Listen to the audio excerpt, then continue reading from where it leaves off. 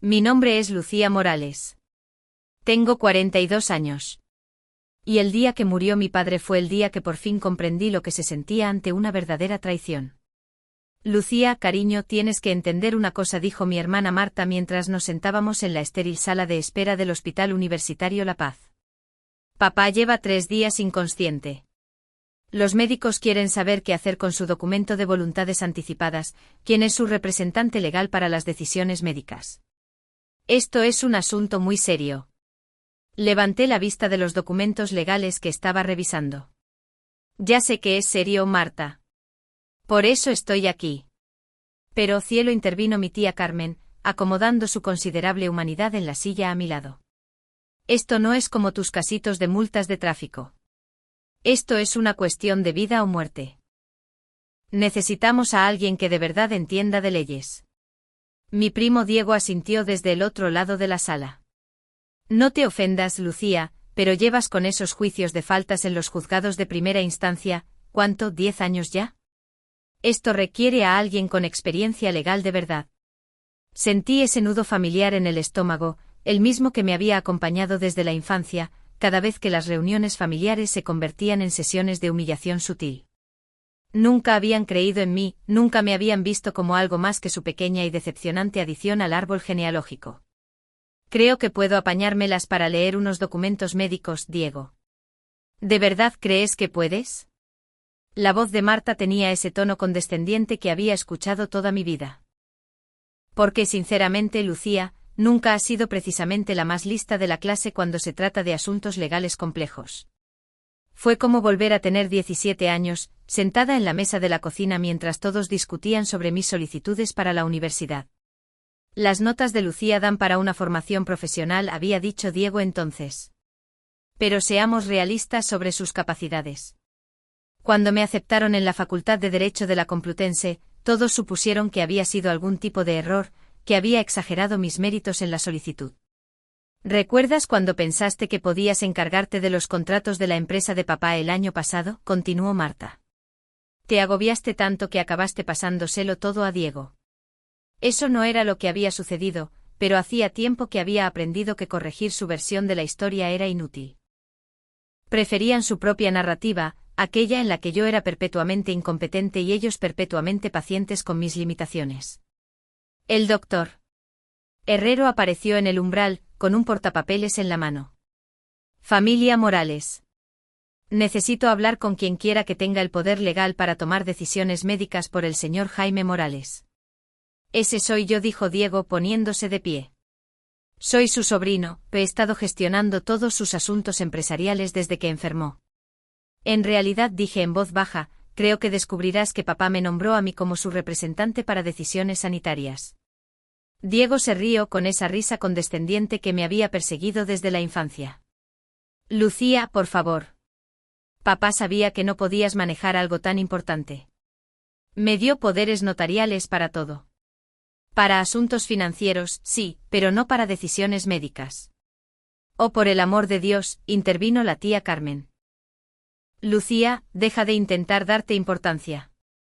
Estamos hablando de la vida de tu padre, no de una disputa por una multa de aparcamiento. El doctor Herrero nos miraba, claramente incómodo. Quizás podríamos revisar la documentación. Doctor, con todo el respeto, interrumpió la tía Carmen, Lucía se dedica a infracciones de tráfico y a reclamaciones de poca monta. No distinguiría un testamento vital de la lista de la compra. Diego lleva años gestionando transacciones empresariales complejas. Apenas terminó la carrera de Derecho, añadió Marta. Y fue en una de esas universidades a distancia, ¿verdad, Lucía? De esas que regalan los títulos. De repente la habitación pareció encogerse.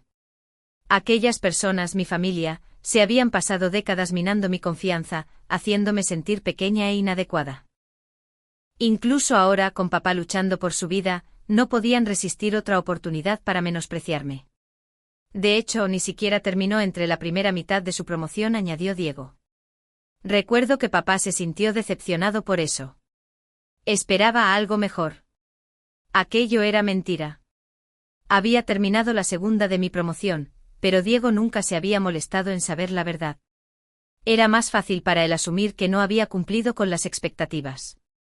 Los documentos son bastante claros, dije, sacando la carpeta de mi maletín. Papá actualizó su documento de voluntades anticipadas hace 6 meses. Oh, por favor, se burló Diego. Seguramente le ayudaste a rellenar algún formulario que te descargaste de Internet. Estamos hablando de un hombre con un patrimonio multimillonario, Lucía. No confiaría en alguien como tú para decisiones tan cruciales. Alguien como tú, ya me entiendes. Siempre has sido, bueno, digamos que ambiciosa por encima de tus posibilidades. ¿Recuerdas cuando decías que ibas a ser una abogada de éxito? Pues mira en qué ha quedado eso. Marta asintió con simpatía. No intentamos ser crueles, Lucía. Solo somos realistas. Tú te encargas de cosas de poca importancia. Esto requiere a alguien con verdadera experiencia. Alguien que de verdad terminara la carrera de Derecho como es debido, añadió Diego. No alguien que aprobó por los pelos y acabó en un juzgado de primera instancia porque era el único trabajo que pudo conseguir. El doctor Herrero se aclaró la garganta. De verdad que necesito hablar con la persona legalmente autorizada para tomar las decisiones médicas. Es Diego, dijo Marta con firmeza. Lucía tiene buena intención, pero esto le viene grande. Siempre le ha pasado con los asuntos importantes. Recordé otra vez años atrás cuando intenté explicar un caso complejo en el que estaba trabajando. Eso suena complicado, había dicho la tía Carmen con desdén. ¿Estás segura de que no lo estás haciendo parecer más importante de lo que realmente es? Cuando mencioné que estaba persiguiendo un caso de fraude a la sanidad pública, Diego se había reído. ¿Qué? ¿Alguien no pagó una multa de aparcamiento en un hospital? Lucía, te pongas en ridículo, advirtió ahora la tía Carmen. Sabemos que tienes buena intención, pero no es momento de que finjas ser más cualificada de lo que eres. Además, añadió Marta, todos hemos oído tus historias sobre tus grandes casos a lo largo de los años. Sabemos cómo te gusta adornar las cosas. Me levanté lentamente con las manos firmes a pesar de la rabia que crecía en mi pecho. 25 años de esto. 25 años siendo tratada como una niña jugando a disfrazarse con ropa de mayores. Doctor Herrero, antes de continuar, quizás debería saber con quién está hablando. Lucía, por favor, gimió Diego. No hagas que esto gire en torno a ti. Soy Lucía Morales y efectivamente soy la hija del señor Jaime Morales. Pero también soy la fiscal adjunta de la Audiencia Nacional, especializada en delitos de fraude contra la sanidad pública y negligencias médicas. La sala quedó en un silencio sepulcral. Los ojos del doctor Herrero se abrieron como platos. Fiscal Morales.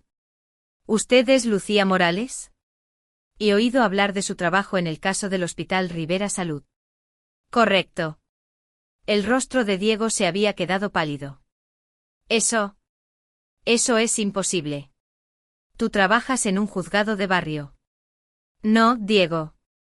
Investigo y acuso en delitos federales contra la sanidad. Llevo haciéndolo los últimos 8 años.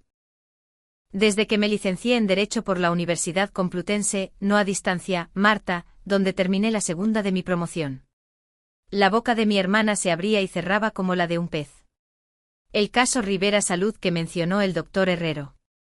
Logré la condena de 12 médicos y 4 administradores de hospital por un fraude a la seguridad social que ascendía a 45 millones de euros. El caso salió en todos los telediarios. Quizás os lo perdisteis porque estabais demasiado ocupados asumiendo que yo era una incompetente. La tía Carmen se había puesto completamente blanca.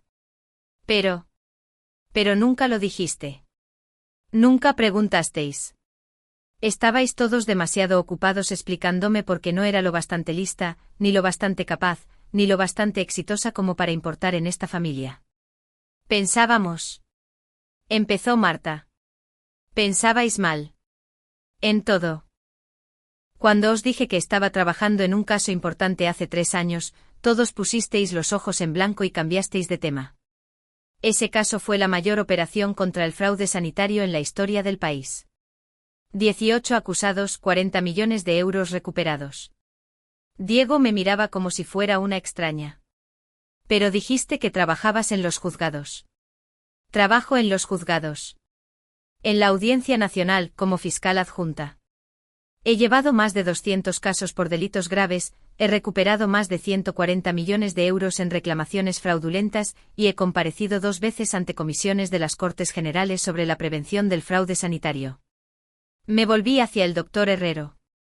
Ahora, sobre el cuidado de mi padre, he revisado su documento de voluntades anticipadas, su historial médico y las opciones de tratamiento que ha esbozado. También me he tomado la libertad de consultar con la doctora Patricia Estevez de la Clínica Universidad de Navarra.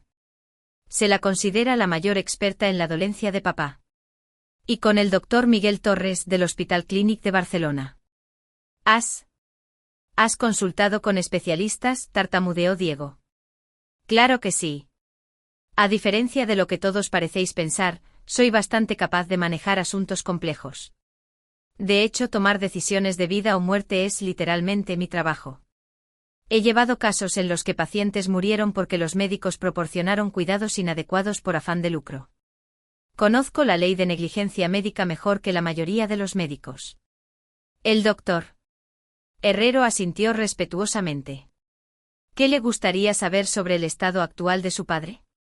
Quiero una evaluación neurológica completa, una consulta con su jefe de cardiología, y quiero entender exactamente cuáles son sus posibilidades con un tratamiento agresivo continuado frente a los cuidados paliativos. También quiero revisar los protocolos del hospital para el cuidado al final de la vida y asegurarme de que cumplen con las directrices tanto autonómicas como estatales. Lucía. Susurró Marta. No tenía ni idea. No, no la tenías. Ninguno de vosotros la tenía. Porque durante 25 años, cada vez que intentaba compartir algo sobre mi vida, mi trabajo, mis logros, uno de vosotros me interrumpía para explicar por qué no era para tanto, o porque probablemente estaba exagerando, o porque no deberían subírseme los humos a la cabeza. Me volví a sentar, cruzando las piernas profesionalmente. Cuando me licencié en la Complutense, todos asumisteis que me lo estaba inventando. Cuando conseguí mi primer trabajo en la fiscalía, la tía Carmen le dijo a todo el mundo que probablemente solo archivaba papeles. Cuando me ascendieron a fiscal adjunta, Diego anunció en la cena de Navidad que seguramente era la asistente de alguien con un título rimbombante. No queríamos. Empezó Carmen. Sí, queríais. Lo decíais con toda la intención, cada vez. ¿Y sabéis qué?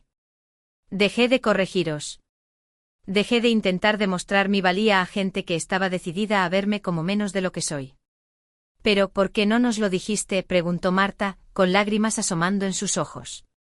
«¿Por qué nos dejaste pensar?» «Porque no queríais saberlo, Marta. Queríais creer que yo era el fracaso de la familia porque eso os hacía sentir mejor a todos con vosotros mismos. Cuando mencioné el caso Rivera Salud en Acción de Gracias hace 2 años, dijiste literalmente, «Qué bien, Lucía, pero hablemos de algo real ahora». Diego negaba con la cabeza. No lo entiendo si de verdad eres una fiscal tan importante. No soy una fiscal importante, Diego. Soy una fiscal de carrera que ha dedicado su vida a proteger a las personas vulnerables de aquellos que las explotan. He enviado a docenas de profesionales médicos corruptos a la cárcel. He recuperado cientos de millones de euros robados a la seguridad social. He testificado como perito en la Audiencia Nacional más de 50 veces. El doctor Herrero parecía cada vez más incómodo con la tensión familiar. Quizás debería dejarles un momento para que discutan esto en privado. No es necesario, dije. Estoy preparada para tomar las decisiones médicas necesarias para mi padre. Y Diego, ya que mencionaste el patrimonio de papá, deberías saber que también he sido su asesora legal durante los últimos 3 años. Ese poder notarial que crees tener fue revocado el año pasado cuando papá actualizó todos sus documentos legales. Diego literalmente retrocedió un paso. Eso no puede ser verdad. Tengo la documentación aquí mismo, notariada, con testigos y registrada en el registro correspondiente. Papá quería que alguien con experiencia legal real se encargara de sus asuntos. No alguien que cree que entiende de leyes porque ha visto un par de series de abogados. Dios mío, susurró Marta. Lucía, lo siento mucho. No lo sabía. Claro que no lo sabías. Porque saberlo habría requerido verme como algo más que tu decepcionante hermana pequeña que no lograba estar a la altura de las expectativas de la familia. La tía Carmen estaba llorando. Estábamos equivocados. Estábamos tan equivocados. Sí, lo estabais. Pero no solo sobre mi carrera. Estabais equivocados sobre quién soy como persona. Pasasteis tanto tiempo mirándome por encima del hombro que nunca os molestasteis en mirarme de verdad. El silencio se prolongó durante casi un minuto. Finalmente el doctor Herrero habló. Fiscal Morales, ¿discutimos las opciones de tratamiento de su padre en mi despacho? Sí, hagámoslo. Me levanté y recogí mis carpetas. Y doctor, necesitaré copias de todos los informes médicos, resultados de pruebas y notas de consulta. Supongo que no será un problema. En absoluto, señora. De hecho, debo mencionar que su reputación en derecho sanitario le precede. Hemos implementado varios de los protocolos de cumplimiento que usted recomendó en el caso del consorcio médico de Henderson. Mientras caminábamos hacia su despacho, oí a Diego detrás de mí. Joder, Lucía, ¿por qué no nos lo dijiste nunca? Me detuve en el umbral y miré a mi familia. Los miré de verdad por primera vez en años. Parecían más pequeños, de alguna manera, disminuidos por su propia mezquindad. Porque nunca quisisteis saber quién era yo realmente, Diego. Todos preferíais vuestra versión de mí. La versión que os hacía sentir mejor con vosotros mismos. La versión en la que yo era la decepción familiar que hacía que vuestra mediocridad pareciera un éxito. 3 días después, papá falleció en paz, rodeado de una familia que por fin sabía exactamente quién era yo. El funeral fue una experiencia surrealista. De repente todo el mundo quería oír hablar de mis casos, mi carrera, mi vida. De repente era interesante, exitosa, digna de su atención. Pero ya era demasiado tarde para todo eso. Durante la lectura del testamento hubo una última sorpresa. Papá había dejado una carta específicamente para mí, para ser leída en voz alta a toda la familia. El notario se aclaró la garganta y comenzó: Lucía, mi queridísima hija, si estás escuchando esto, es que ya me he ido. Y aunque espero habértelo dicho en persona por si acaso, quiero que sepas que siempre he estado orgulloso de ti. No solo de lo que has conseguido profesionalmente, aunque perseguir a quienes se aprovechan de los vulnerables es ciertamente un trabajo noble. Estoy orgulloso de quién eres como persona. Continuó: sé que nuestra familia no siempre ha apreciado tu fuerza, tu inteligencia, tu integridad. Sé que hubo momentos en los que te sentiste sola, subestimada, ignorada. Te fallé al no defenderte de ellos más a menudo. Y por eso lo siento profundamente. Marta lloraba abiertamente. Pero quiero que sepas que yo sí te vi, Lucía. Vi a la abogada brillante, a la fiscal compasiva, a la mujer que nunca dejó que la mezquindad de otros la hiciera pequeña. Vi a la hija que cruzaba el país cada mes solo para cenar con su viejo, que gestionó mis asuntos legales con más pericia y cuidado que cualquier abogado con el que he trabajado, que me quiso incondicionalmente a pesar de mis fracasos como padre. El notario hizo una pausa, mirando alrededor de la sala. La razón por la que he dejado a Lucía como albacea de este patrimonio no es solo porque sea la más cualificada, que ciertamente lo es, sino porque es la única que siempre me quiso por quien era, en lugar de por lo que podía hacer por ellos. La tía Carmen sollozaba. Diego tenía la cabeza entre las manos. A mi familia que está escuchando esto, Lucía no es la persona que creéis que es. Nunca lo fue. Es extraordinaria, y vuestra incapacidad para verlo no dice nada de ella, pero lo dice todo de vosotros. Espero que mi muerte pueda ser el comienzo para que finalmente la veáis con claridad. El notario dobló la carta. El patrimonio, valorado en aproximadamente 3 millones de euros, se lega en su totalidad a Lucía Morales, con la excepción de pequeñas donaciones benéficas detalladas en el testamento. La sala estalló en murmullos y protestas, pero apenas los oí. Había pasado 42 años intentando demostrar mi valía a personas que nunca iban a verme de todos modos. Hizo falta la muerte de mi padre para darme cuenta de que su opinión sobre mí nunca fue el problema. El problema era que había gastado demasiada energía buscando la validación de personas cuyas propias limitaciones les hacían incapaces de reconocer el valor cuando lo tenían justo delante. Salí de aquel despacho sabiendo que nunca más volvería a hacerme más pequeña para encajar en la visión limitada que otra persona tuviera de quién debería ser.